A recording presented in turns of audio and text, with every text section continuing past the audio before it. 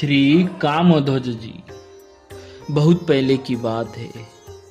राजस्थान के उदयपुर राज्य में एक सेवक परिवार रहता था।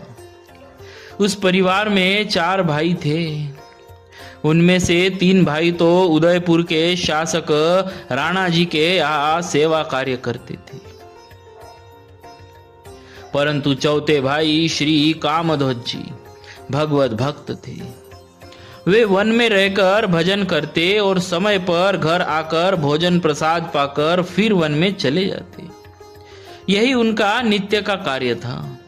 उनके तीनों भाई उनको काम के न काज के, दुश्मन अनाज के, यह मानकर उनसे नाराज ही रहते थे। एक दिन तीनों भाइयों ने कामध्वज जी से कहा, भाई, यदि तुम थोड़ी देर के लिए राणा जी के दरबार में चलकर हाजिरी लगा दिया करो तो हमें तुम्हारा भी वेतन मिल जाया करे, जिससे घर का खर्चा भी ठीक से चल सके।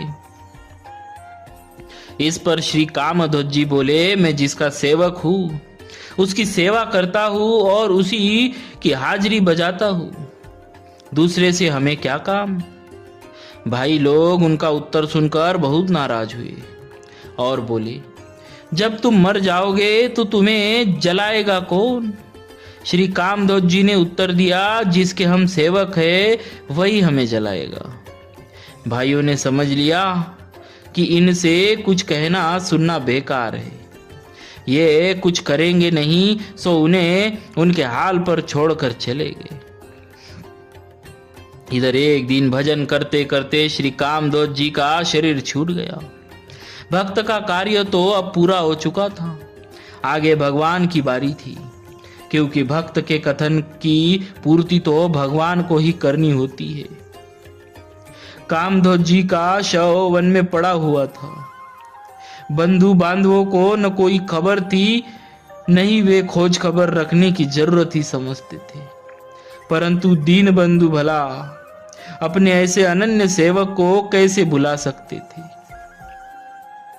उन्होंने अपने उस सेवक श्री कामध्वज जी की दाह क्रिया का भार अपने सेवक श्रेष्ठ श्री हनुमान जी को सौंपा। धन्य हो गए श्री कामध्वज जी।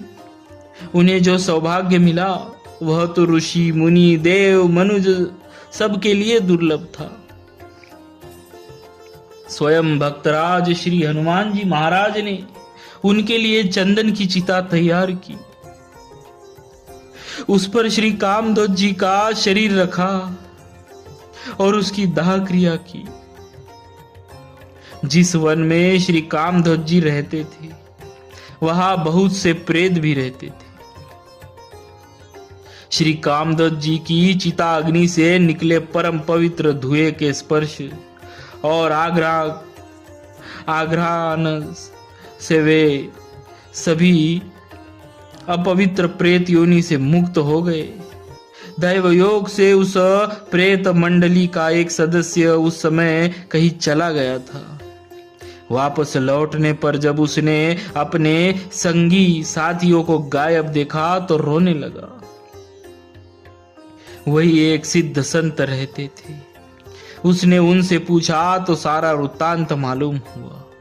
अब तो वह लगा पछताने की, हाय, मैं ही एक अभागा था जो समय पर यहाँ नहीं था, अन्यथा मुझे भी इस कुत्सित पाप योनि से मुक्ति मिल जाती। उसने उन सिद्ध संत से प्रार्थना की कि प्रभु मेरे ऊपर भी कृपा करे। अभी इस पुण्यात्मा महापुरुष की चिता में अग्नि अवशिष्ट है। आप थोड़ा तृणकाष्ठ आदि इसमें डाल दे तो इससे धुआं निकलेगा और उसके स्पर्श और आघ्राण से मेरी भी मुक्ति संभव हो जाएगी। संत ने उसके दुख और उसकी सच्ची भावना से द्रवित हो उस चिताग्नि में तृणकाष्ठ आदि डाल दिए, जिससे उसमें पुनः धुआं उठने लगा और उस धुएं के स्पर्श एवं आघ्राण से वह बचा हुआ प्रेत भी मुक्त होकर भगवत धाम को चला गया। बोलिए भक्तराज श्री कामाध्वज जी महाराज की जय। भक्तवत्सल भगवान की जय।